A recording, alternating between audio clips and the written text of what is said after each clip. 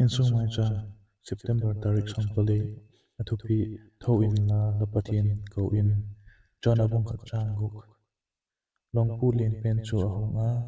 onang e muthut ba bang bol hem tho in la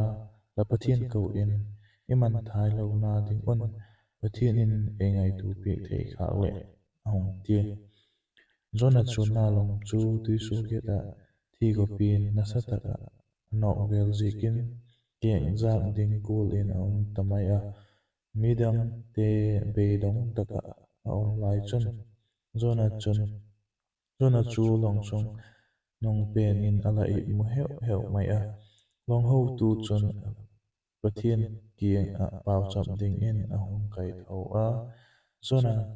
pathian thu a oi lo zikin zigul haksak na tu kha a hiu a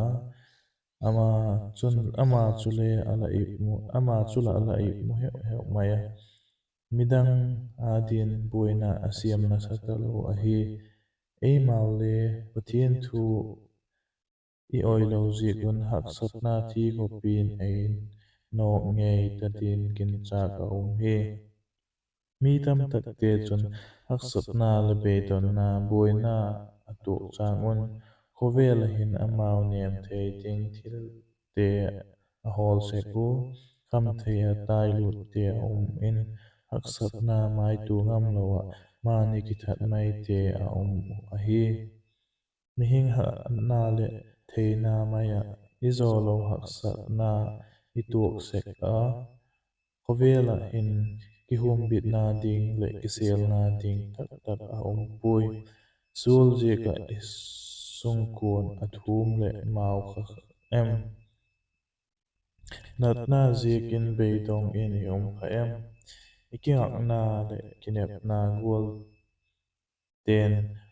je nei lo a hi ta em kovel le athil bol thina zo se hi be ma le Lalpa pathian chu iko phakun aum jing a hi beidong le chawa thum mai lo in tho in la pathian bang kim bol thei chu ko in ama chun ei sang ei sang ding a hi